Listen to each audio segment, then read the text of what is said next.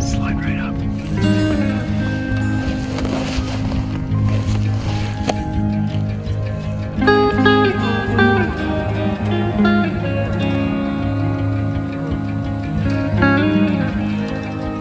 It's not the one we called up, is it?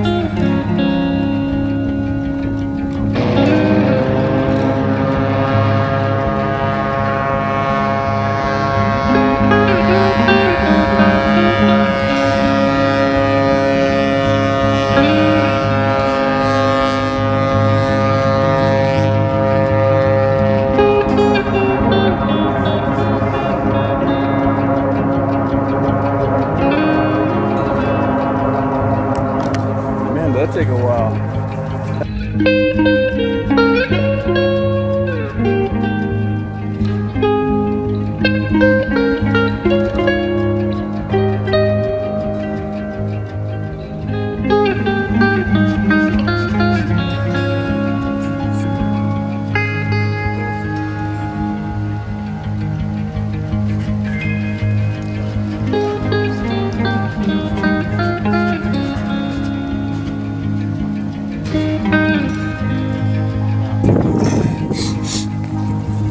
And this is how you come down.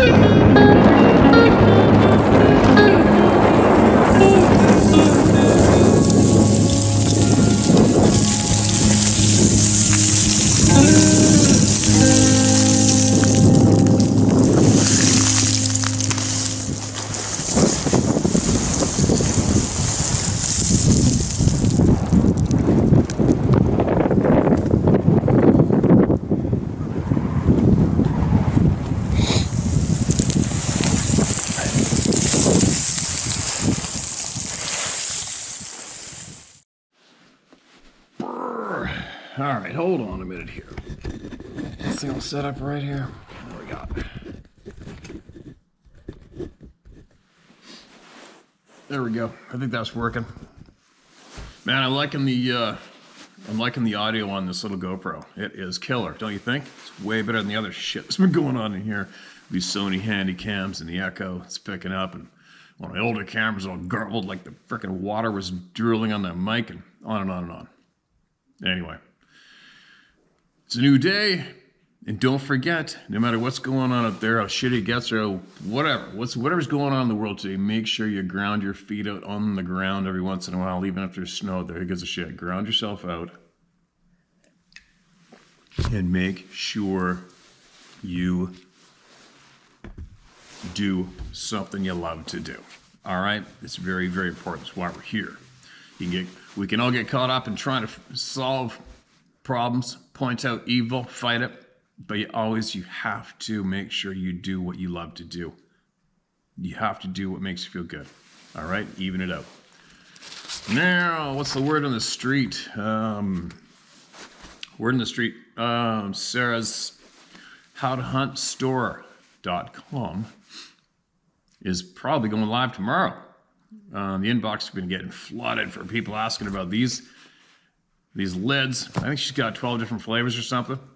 And then she's also getting some Club No Return mugs together, because I want one.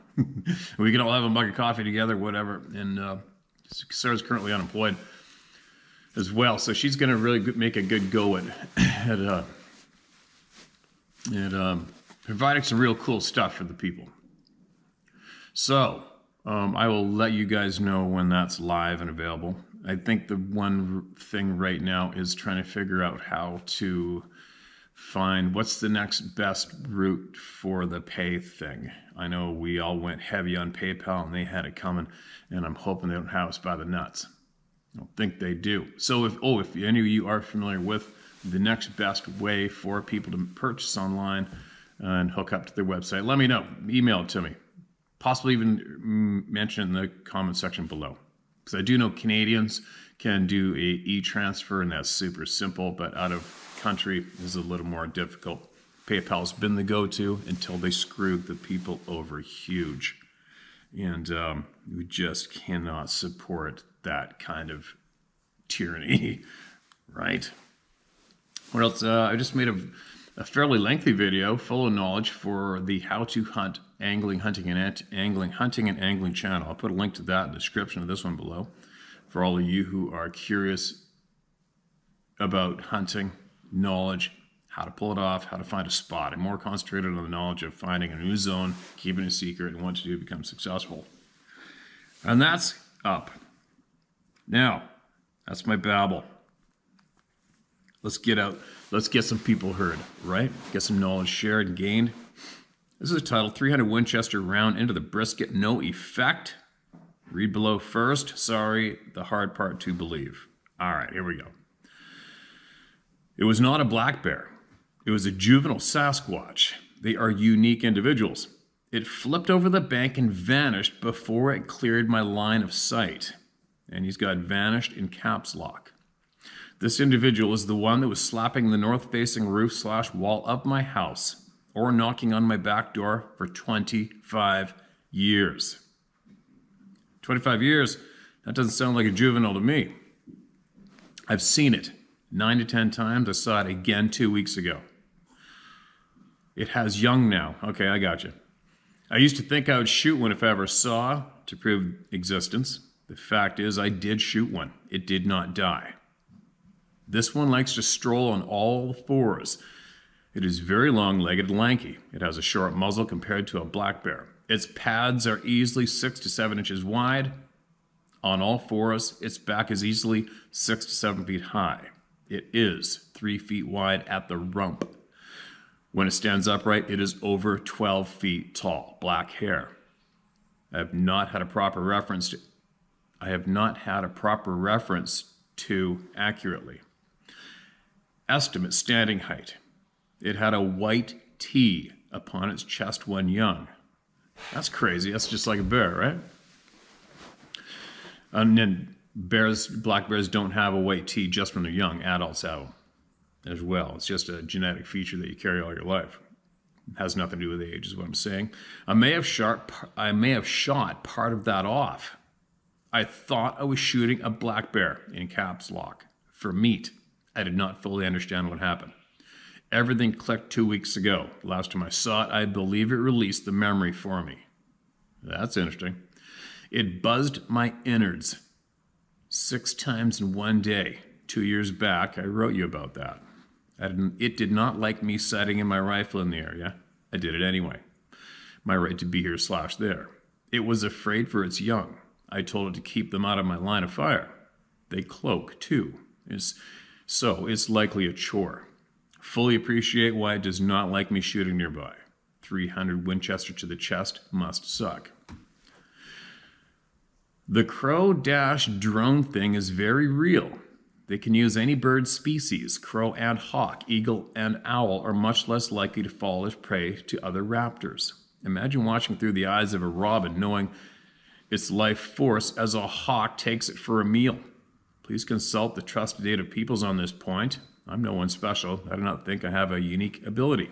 In fact, I'm a 60-year-old disabled guy who's trying to figure it all out still. I meditate often. This is addition to the writing below.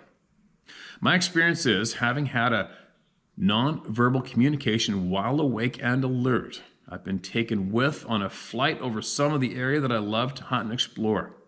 I love the outdoors, hunting, exploring nature. I will sit and meditate while out in nature. I'm hyper-aware. And nothing can creep up on me except a Sasquatch most times. I feel the presence. If I were not so disabled, I'd be enjoying snowshoeing. Alas, I have 7 pairs now, and they are wall hangers. I keep hoping for a reprieve. I was just as shocked as you would be to experience what seemed like my own voice emitting the loud, grating, raspy call of a crow. I can do crow raven calls with my own voice well enough to piss off in-town crows so they will follow me and attack me. The bush birds know to not dive bomb a man who is packing. I also had real-time, fully awake flashes of overviews from a crow or raven in flight several times. I can't explain it. I credit Sasquatch for this experience. I sense the presence during these experiences. I see them seeing me. Well, this sounds right out there, right? Which it would everything you just said would sound out there to anybody today. Here's another email attached to the bottom. Dear Steve, I'll use my name. A realization many years after the fact. In 1999, I'm spring black bear hunting with a buddy. We hunted spring bear for about 10 years. Most years we would punch 2 tags each, and we enjoyed sausage from the meat. My favorite is pepperoni and garlic oil. This one sunny spring afternoon, heading west on the Beaver/Bear Road, east of Prince George. We see a tall, lanky black bear happily shuffling towards us on the right side of the road. This animal had a beautiful dark chocolate, nearly black, long, shiny, healthy coat of hair and a white star of hair on his chest. The vehicle came to a stop. I got out, got low, centered crosshairs on the brisket. Perfect head-on shot at 30 yards or less. I lose the 180 grain, 300 Win Mag round. I saw the impact. The animal both turns to the ditch at the right and flips/rolls in the air, dropping out of sight. We both move in and nothing. No bear. The forest road had an 18-inch high greater berm on the edge and dropped 4 to 5 feet to a marshy area that was heavily covered in prickly low brush, which covered porous ice about 3 to 4 feet thick. The animal should have been right there in the ditch, dying or dead, and it was not. Not even a drop of blood, no tracks. There was a very clear view for 100 yards around this spot. We both were experienced enough to know where it should be, but nothing. It was as though this thing evaporated into thin air. I even checked a culvert, but it was an 18-inch pipe that was two-thirds full up with ice. I called back to Buddy, who found a tuft of hair on the road. It was unusual hair, and he had even a mix of the white hair in it. No blood, no tracks, vanished. This confirmed to me that my shot hit its mark. I practiced often in those days, including at point blank and 5 and 10 yards. It seemed practical to me to do so. A shot and seemingly dead bear could jump up as you move in close. I even practiced turning the rifle sideways to sight alongside the barrel for accurate up-close shots. This practice was recommended to me from a friend who guided professionally for his dad's outfit. The entire event was unusual. The animal seemed oblivious to our approach. It also seemed to be happily shuffling along like if a bear could skip, semi-hippity-hop, like a kid does. The back of it was easily 4 to 5 feet off the ground. Okay, 4 to 5 feet, that's crazy. That's like ridiculous, huge. The hard to believe part is something I would like to hear your response to firsthand. This conversation should be recorded and used on your channel. There are aspects of it that answer some questions and create even more. Okay, man, gotcha. Appreciate your email, man. You've emailed us a handful of times, and I do remember the one with the balls of lights in front of his chest along the highway that you saw. Again, wrapping my brain around the statements of people saying that Sasquatch see through the eyes of birds. That is such a strong statement from anybody, right? I mean, I accept the fact that there's some crazy ass shit going on. I accept that fact, and I'm looking into everything I can. I'm listening to every single person speak without judgment. And if it weren't for me seeing one of these things, I wouldn't even be here, right? I wouldn't be here. But I have. And that was absolutely, it's ridiculous, it's bizarre, it's tough to wrap your head around and accept. I accept it. And the more people I know firsthand have seen these things, there's no way out of it. It's real, it's facts going on. Can't change it. Now, as you dig, some of the bizarre, crazy things we've heard. We've heard from nuclear scientists saying they saw these things becoming transparent as they jumped up and down. We've had scientists say they've seen these things climb out of an orb in the nighttime, what they might have called a portal that opened up right in front of them. A few scientists seen this firsthand as one climbed out and boom, hit the ground running. Okay? We have numerous people saying these things absolutely disappeared in front of their eyes. We've got other people who have seen these things, 4-foot wide being slipping behind an 8-inch tree and vanish. What the F? All right, we've got loggers who reported finding a massive skeleton inside the hollowed out trunk of a mature first growth cedar tree. The authorities shut the area down. Glowing eyes, right? It's endless, the shit that we're hearing non-stop from people around the world who are not connected in any way, but it's consistent, it's the same. Even when, if you catch the odd person, I've had emails from people, these pinheads that go, it's always the same shit, man, it's the same thing, same story, same emails, blah, blah, blah. Okay, well, if your brain worked and fired properly, your brain would be going, holy shit, is that ever significant, solid, factual evidence, right? If it was varied all over the map, then it would be a little ridiculous. It'd just be a bunch of people making up stupid-ass stories, send them in. But we've got people reporting the same shit that we have been raised to believe is impossible consistently. Now, the bird. So, saying that, I'm just trying to say to everyone that, yeah, I accept the fact that some crazy-ass shit is going on. But at the same time, there is some things for me, just because I think possibly because of my life and what I've done with it and the amount of time I've spent in the real world with nature, which is probably more than time with human beings. It's just real hard for me to accept that someone can dictate and tell me that a Sasquatch is seeing me through the eyes of a raven or a crow. Right? Because that would take some significant experiences and knowledge sharing from something we're not familiar with to back that up. How do you back that one up? And I'm not being threatening. I'm not being demeaning in any way. I'm just talking straight common sense. How do you back that one up? Right? How do you convince me, any human being, how do you convince me that you know 100% for a fact that anything is looking at me through the eyes of a crow? How do they get there? How do they know? Do you know what I mean? It's just a little much for me at the stage of the game I'm at right now. That's a tough one for me to swallow. I'm not saying it's impossible. I'm not saying it's not going on, but you're going to have to give me some freaking crazy ass evidence to back that up. All I'm saying. And that's how you discuss with people, right? That's how you have conversations. That's how you learn. You don't chop somebody off and say, that's bullshit, man.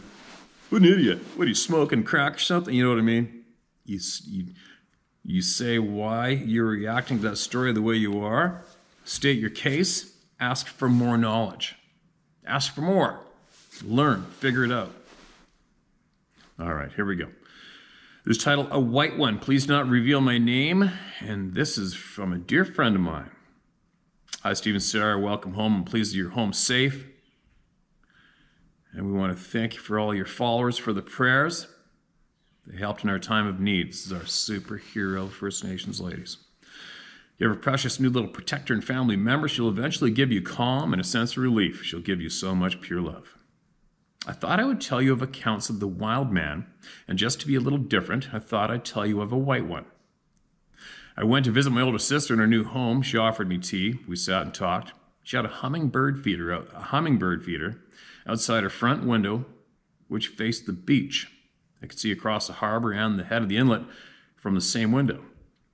I noted that she was very still and quiet while watching the hummingbirds, or so I thought. She called me over to look. I thought she meant for me to notice the unusual colors of the new hummingbirds that we had not seen before. We talked often to strange birds that we have not seen before. Oops. Sorry. Instead, she pointed to the bluff across the mouth of the river that flowed out at the head of the harbor. My eyes were perfect back then. They're not anymore. There appeared to be a person sitting on the bluff. But even from my sister's window, I could see its arms wrapped around its knees. I knew the bluff well because we played on this bluff as children. I witnessed from the same location people setting nets to harvest sockeye salmon countless times.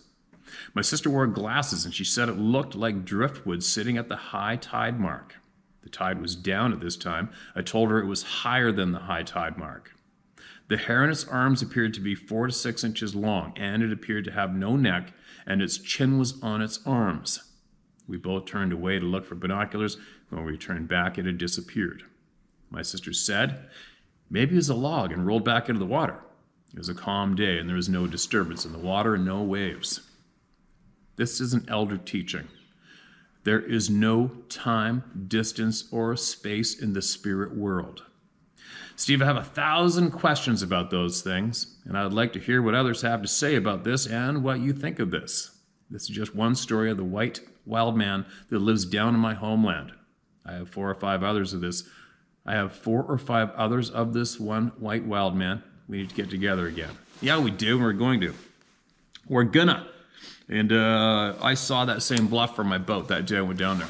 So I was envisioning that particular chunk when you spoke of it, and I also knew to look there from the previous stories that you shared with me, and that is interesting. But you saw what you saw. You can't change that. You saw what you saw. You know what you know, and I'm looking forward to going out there and hanging out with you one day.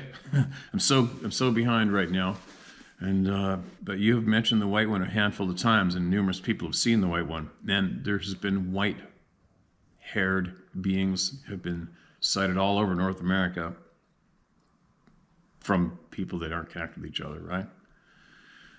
That's an interesting story, but isn't it funny? It is weird how many people will see one, look away for a tenth of a second, look back, they're gone. It's almost like if, let's just say, I used to think of it, I'd come up with that one earlier when I was thinking I was going to look for them intentionally. Or I already knew from enough people reporting it that if you do get your eyes on one, to not take your eyes off of it. Don't take your eyes off of it. Get your camera out, keep your eyes on it, and get it ready, because it's almost like if you have one caught in your sight, they can't escape. Possibly, right? And then, of course, you blink, gone. Isn't that bizarre? Blink, gone. Look away, look back, gone. Just like that. It's so weird. It's almost as if maybe possibly our vibration changes, not in our control at that short amount of time, and it puts us in the same vibration as one of these beings, and boom, there we are. We are eye to eye, we see each other, right? Maybe the shock of it, maybe our mind, when we start to think and look and whoa, and then just like a blink, possibly we change our vibration, and that cuts off a visual. Maybe, right? I have a feeling there might be something to what I just babbled about. But anyways, we'll be together soon again.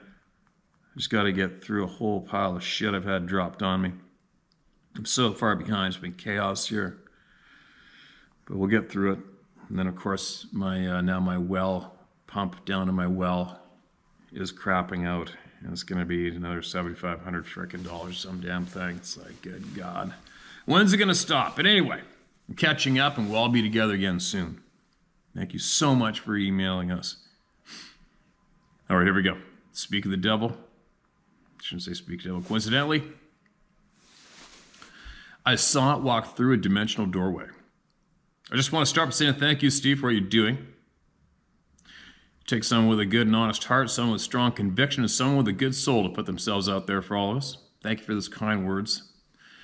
My name is Catherine, and I live in central Michigan in the Lower Peninsula. I will start with a little background about myself.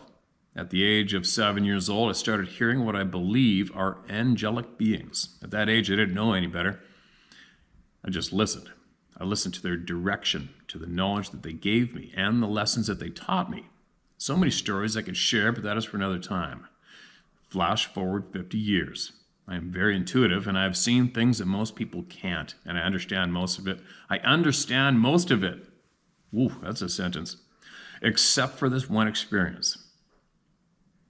I work only with the divine. I'm a Christian, and I now see angels and other beings because of a near-death experience I had. We've heard this many times from different people. I can see the energy that people give off. We've heard that many times too. They're biosheaths. I see it on all living things, even water and rocks that have absorbed the sun's energy. Anyway, I am a Reiki master and an intuitive and a seer.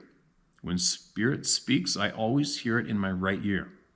My best friend had come to me for healing. She's at my home in the back family room in a reclining chair, and I was on the floor on all fours looking up at her in a meditative state. I was reading her bio sheath and bringing her messages from the loved ones on the other side when all of a sudden I heard spirit say, "Sit up." I rose up in an upward kneeling position, still in a meditative state, and turned my head to look out the window to my right. I feel more in tune with the spiritual side of me at what I call tween time. This is at dusk or at dawn. It was late in the afternoon, and as I looked out the window, the shadows from the trees, I live in the woods on the Muskegon River, were being cast upon by the other trees. So, half the trees were lit up by the setting sun, while the other halves were shaded. My attention was drawn to one particular tree just inside the woodline at the back end of the yard. And as I stared at it, I watched a shadow step off the tree facing me. I could only describe it as a shadow person. Totally solid black, no distinguishing features, just a deep, dark, solid black, human-looking shadow. Head, shoulders, arms, torso, hips, legs, a human figure. In that moment, I knew this being saw me, and I knew that I saw it. I was immediately flooded in a fear I have never felt in my whole life, a crippling, soul-shattering fear. I believe it was there because it tapped into my energy and what I was doing. Have these beings been watching me my whole life? Did my divine or spiritual teachers finally reveal the truth to me? Why else would it be there watching me? But I know my angels wanted me to be aware of it. Hence the message, sit up. That being did not want me to know it was there. I know that. I felt that. But God and my angels did want me to know. The moment our energy met, and it knew I saw it, it turned sideways, took one step, and vanished, as if there was a door there that I could not see, and it stepped through the threshold. I believe in portals and in vortexes, but I also believe these interdimensional beings can open doors wherever they want to. I do not believe this is a demon or an angel. I do not believe it was some elemental being. I have a strong feeling it was a dimensional traveler. Was it from our future, a human being from some faraway time? Was it a being from a different world altogether? These are answers I may never know. I do believe many walk among us in our society, and this reality, this dimension, we are living in now. So, if by chance one of you beings are listening, why are you here? Who are you? Where do you come from? If anyone out there listening has had similar experience or has an answer, I'd love to know. Who was he? And by the way, I do believe that the Sabe people have the same abilities. That is, to open a doorway wherever and whenever they want to. They understand energy and can use it. I too use energy, but in no way have that kind of ability. LOL. Thank you again, Steve, for all that you do. Blessings to you and your family, and stay safe out there, Catherine. Catherine, appreciate it. The shadow beings. How many times have we heard that one? That description. How many hundreds of times have we heard the description of shadow beings? Something I have absolute nothing, I have no knowledge about. Do I want to see a shadow being? Nope. Do I want to have that absolute terror, dread while looking at something of that description? Not really. Have we heard enough honest people reporting in from frickin' around the globe to here to share with all of you the exact same description? Yep, we have. So how do you explain that one? I know there's a lot of people out there who do not want any of these topics even mentioned. They just don't. And they will say, well, you know, sometimes your brain just thinks it saw something it didn't see. And end of story. Done deal. I've heard a lot of people say that shit when it comes to the Sasquatch topic alone. I almost feel sorry for those people, but I just don't have any time to feel or think about them at all now. Step aside, get out of the way, take from what you will or leave it, right? And let me carry on my journey, my quest for the knowledge and the truth of all this crazy shit going on. Anyway, Catherine, I'm sure somebody has seen what you've seen. I already know they have. And hopefully, maybe they will comment in the comment section below this video directly for you, towards you, and you can all start swapping on that topic right away, right? I'm sure somebody will email me about it as well. Again, the Reiki thing. I know some people who are Reikis. I hope I pronounce it right. Man, it's pretty weird. It's a weird thing to me. It's been weird using the word weird to describe it. It's just bizarre when somebody can put their hand over top of your body and not touch you and you can feel heat. It's so weird. Anyway. Okay, here's somebody wrote in to about my concerns on guns being demonized and taken from the good people, which is so wrong. So it's titled Law Enforcement Reply to Question on Gun Grab. All right. Hello, sir. My name is Ron. I live in Nevada. I'm a 21-year recently retired police officer, and I also served in the Marine Corps and the Air National Guard. I've been watching your channel for about 1 year. I'm an avid hunter and a person who has experienced 2 Bigfoot encounters in my lifetime. No shit. Your channel is very relaxing and informative. I would normally not discuss my police career, but your question concerning, quote, gun grabs, end quote, came from the heart. I do not know if I can shed much light upon this, but I will attempt to share my thoughts. That's what I'm after. I follow Canada's news and the U.S. news because we are linked in many ways. I believe the United States' Second Amendment as strongly as anyone. I'll leave it at that. I was extremely disgusted with many parts of my last assignment in a program known as Gun Initiative. This program was designed to address the rising shootings in my city. I was assigned all shootings which involved no injury or death. I was shocked by the number of shootings when I joined the program. Please keep in mind this subject matter can be painful, frustrating for victims and witnesses. Totally get it. However, I rarely met a victim who strongly supported the right to bear arms. Victim is what this country is trying to create in the name of socialism. I agree. There is no doubt in my mind our country would like to disarm the population. Many would say I need my head examined, but I am sane and I am passionate about freedom. The mainstream media does not report all of the shootings and violence that occur in the cities unless there is an agenda. For example, Chicago. Chicago is suffering from failed leadership and horrific criminal gang activity. This is very softly discussed by the media, but the idea of taking weapons from citizens is their number one goal, not prosecuting the criminal. Go figure. I could have solved many more shootings, except the media and the woke would not have liked what my evidence led to. The suspects were always repeat criminal offenders with extensive criminal history. When the agenda is gun control, this information cannot be readily released to the general public. Yeah, I've noticed that here in Canada too, same deal. This would take strong leadership and devotion to duty in order to squash these career criminals. Instead, they cry, too many guns. The liberal city councils do not want their woke city structure to reflect a lawless community with danger lurking. Instead, if the shooter is white and a nut job, then the media is all over this because it points to gun control as a solution. Never mind the countless shootings by career criminals who never go to prison. Steve, we could talk for hours about this. No doubt.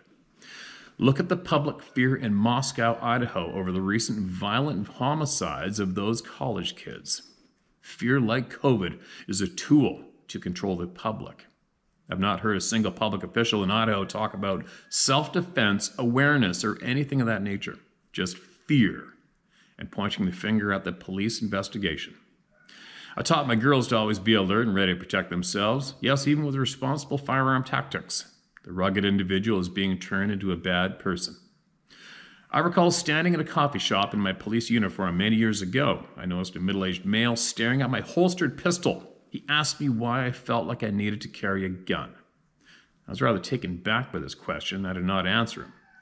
There are many people who are trying to vilify lawful gun ownership. These people are uneducated sheep who understand nothing but their narrow-minded beliefs of world order. Unfortunately, these same folks are being elected into all positions of power, to include judges and mayors, etc. When they reach high positions of government, their beliefs are directed down to government agencies, to include law enforcement. Thank goodness the Second Amendment is in place, or we would be in a world of hurt. I've attached a photograph of a document I was given in military survival training in the 90s. It's very old, but it is sobering to read. If you cannot read it, I can try to send it in a different format. Keep up the great work. Semper Fi, Ron. Ron, no attachment shit. Sorry. I got no attachment in this email. Send it again, if you would. Please. I mean, I'm at the stage of the game now, asking somebody to take time of their life to do something for us or me is just, I don't know. Time of life is so valuable. So, let's just say you've got some downtime and you're doing nothing. And if you feel compelled, please send that what you just mentioned to me again. But as well, you said you had 2 Sasquatch experiences in the past. I'm curious to know what happened. Were you on duty? Did you see it? Were you attending to a call about a sighting and saw the damn thing, or what? I'd love to hear of your experience with what you saw, the impact it had on you, what you thought when you first saw it, and whether or not you shared it with, at the time, with who may have been your superiors or not, what other cops that you worked with, law enforcement officers. If you shared those experiences with them, did you share that experience with one of your partners? What, right? Share it. Please, if you get a chance to, okay, man? I know time is valuable. Time is valuable. And the gun thing, well, you know my stance on it. If anything, whatever the government tells you today, you need to go the opposite direction. So they tell you they want your guns, buy more. Right? They tell you you can't have semi-automatic, which you're telling us in Canada, go get some fully automatic, right? It's pretty nasty what they're trying to do. It's not good. Now, please email me again. Absolutely appreciate your time. Please email me again. And I'm happy, glad you addressed the gun topic, because we need more direct knowledge shared with us from people who are directly involved in all aspects of it. I am freezing in here. The U.S. Forest Service knows all about Sabe, is the title of this email. Yes, they do. Dear Steve, I sent this story in and you read it 2 years ago. Now it's gone from your channel. Please share again, as it is important that our new members get to hear. Okay, man, I'm doing it. And you know what? You know what probably happened? We have had, 2 or 3 videos were taken down, discarded, couldn't retrieve them. And I got thrown in YouTube jail. So it's probably in one of those emails associated, right? So let's get into it. Dear Steve, I've been watching your show for over a year. The more I hear the shares, the more it makes me remember other non-sighting encounters before my actual sightings. This happened while I was working as a wildland firefighter for the U.S. Forest Service. The whoops and knocking across the lake in the 70s was always explained to us as kids as drunk hippies, as it was that time in Northern California. We lived in the San Francisco Bay Area, and we're in the Sierras, we're in the Sierras. Sorry, freezing. My lips are freezing off. And we're in the Sierras all year round, as we had a cabin at 6,000 feet in elevation. Skiing in the winter, the lake and fish in the spring and summers, deer hunting and wood cutting in the fall and early winter. After high school in '84, I moved up to our cabin to get away from the city. Of course, work is seasonal. We split our year between working at the local ski resort in the winter and firefighting May through October. Sounds great when you're 19. My first year was 1985 with the U.S. Forest Service, USDA, Department of Agriculture. I won the job of lead sawyer on a 30-man team. We were a hand crew and went where bulldozers and trucks couldn't go, either by jumping in or by helicopter. We're talking balls of titanium. Usually wilderness areas that have never been logged and therefore have no fire roads. The area, my particular forest, the Stanislaus National Forest contains the immigrant wilderness where Ron Moorhead recorded the Sierra Sounds. My first of 3 encounters occurred a few hours to the north of the Plumas National Forest, in which the town of Quincy is located. Main fire camp was at the local fairgrounds, where the different teams from around the country gathered to organize for the flight. Our team drew a helitack mission several miles beyond any type of road into an old-growth wilderness area. We split the 30-man team to fight 2 separate dry lightning strikes, each about an acre. It takes 4 trips to ferry the entire team in. Being lead sawyer, I was always in the first flight with one of my crew leaders to assess the approach and fell any trees needed to create rotor clearance. Sometimes that meant rappelling down and lowering my saw by rope. I felled 2 trees and the LZ was open. John, my crew leader, First Nation Miwok tribe member, and I started to establish the approach, tying a ribbon and limbing up trees so the remainder of the crew could easily follow. Very easy fire, as half a crew had hours out in cold before total dark. The plan was to bivouac and keep an eye on the burn until morning, when the birds would pick us up. This area was beautiful, giant old growth forest, barely any moonlight reaching through the massive trees to the forest floor. The 15 of us took out our space blankets and found a good tree to bed up against. Being exhausted, we were all fast asleep in no time.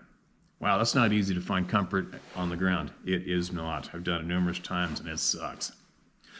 It was around 3:30 a.m. when I woke, bolt awake, looking at the outline of an 8 to 9 foot creature covered in dark hair, not fur but hair, as you could see it move. Years of hunting all over the Sierra Nevada mountains told me this was not a bear. I started to reach for my chainsaw when I literally could not move. It felt like I was being held on every part of my body. That's crazy. I got effing pissed.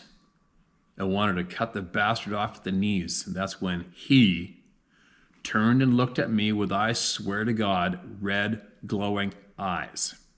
I never was scared. I was pissed and started mind-speaking to the big bully to let me go and give me a shot. No shit. He then looked at me as an older man would look at a 19-year-old, and as clear as day, without making an audible sound, he said, "Thank you for taking care of our home. You are a friend." Wow. I immediately felt calm, and we stared at each other for over a very long minute or two, and he had a human face, only a beard. He was 4 feet wide at the shoulders, and his hair hid any neck he might have had.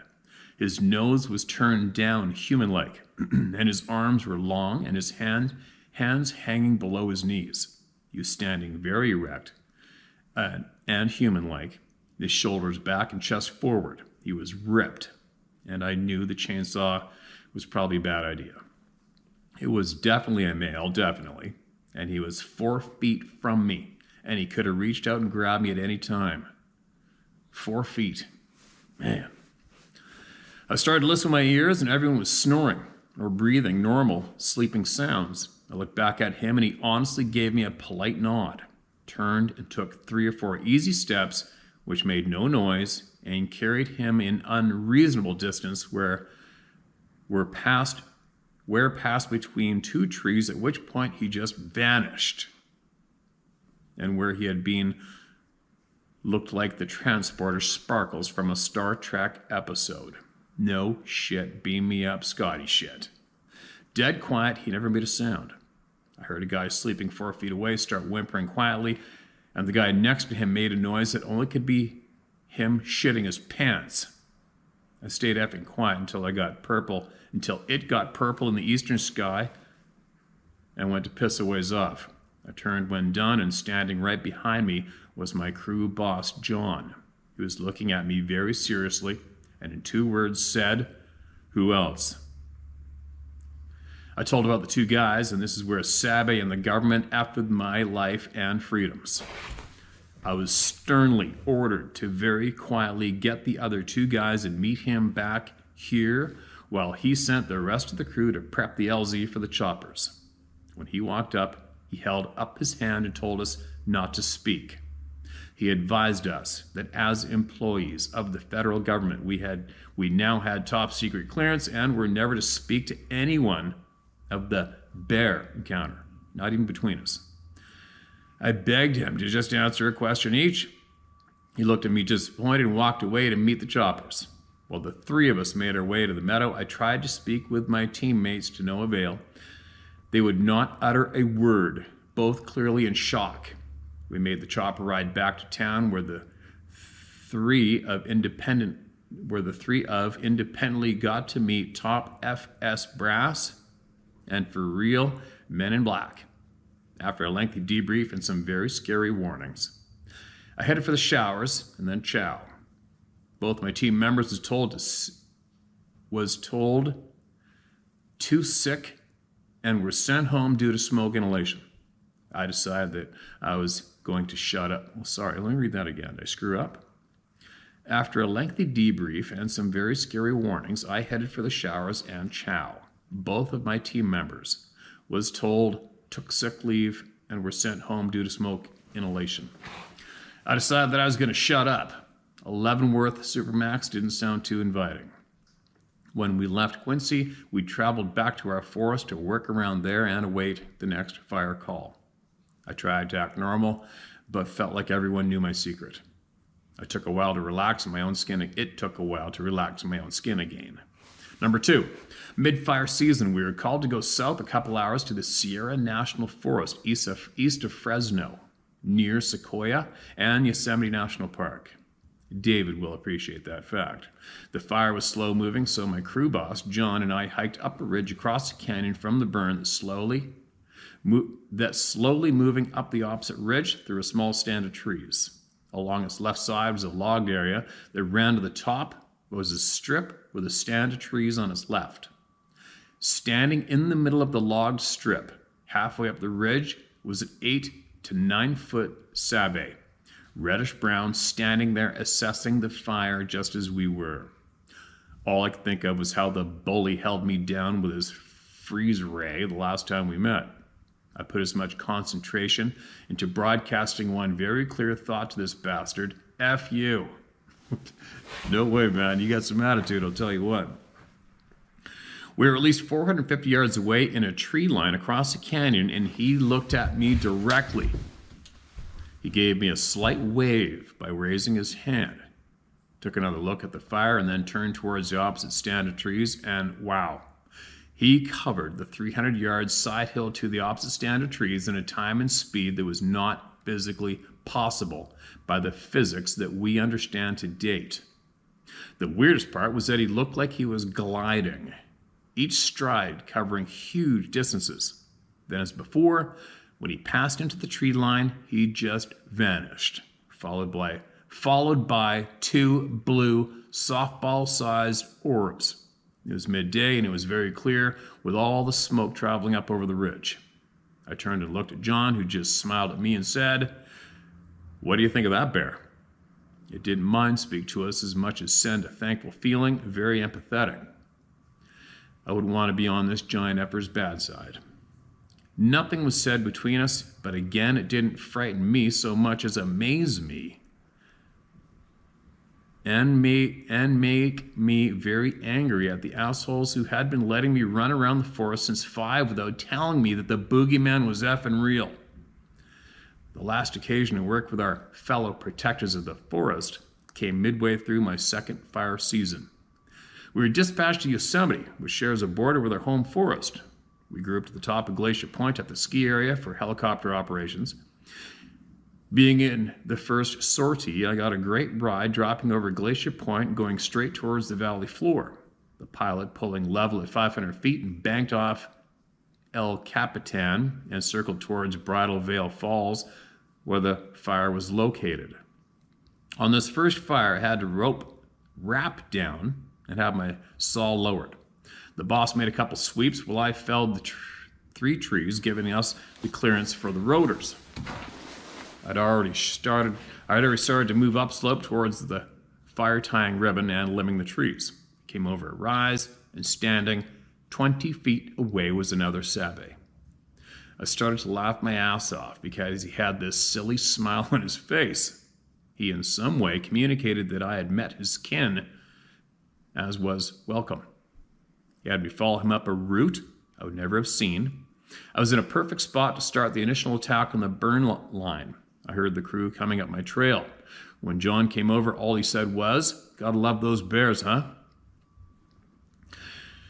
These are the official/unofficial encounters that officially I'm not supposed to talk about. Screw it. I'll call it a day here, but I have some rather effed up stories about where my top secret clearance took me in the service of our nation. Thank you and all the other brave souls for giving me the courage to right the wrongs I can. Loving your new place, but really miss Mr. Macaroni. Oh, me too. I was just saying that last night. The Go is doing pretty good at taking up some of that empty space we feel when losing a family member. Wow, I really feel better getting that off my chest. You'll love the other shit they've been lying to us about. Stay solid, Steve. Your army of truth is behind you, respectfully.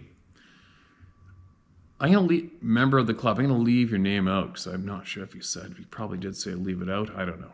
We'll leave it out for now, all right? And I remember reading that story, and that's a hell of a story, man.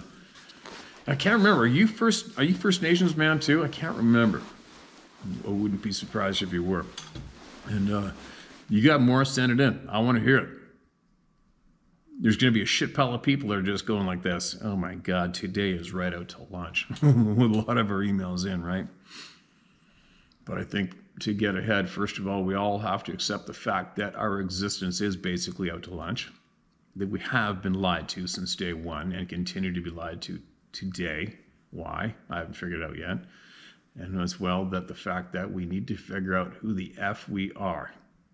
We got to figure out our story before we can have all the truth dumped on us. I'm certain of that. We got to figure out what's up with us, man. What is up with us? Who the F are we? Why are we doing what we're doing? Why are we being herded? Why are we being misled? How come nobody's telling us the truth? Right?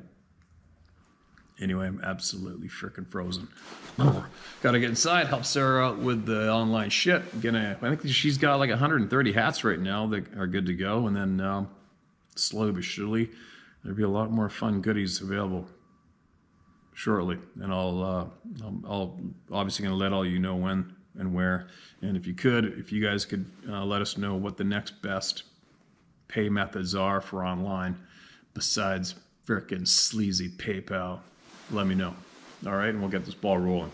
I'll be back shortly.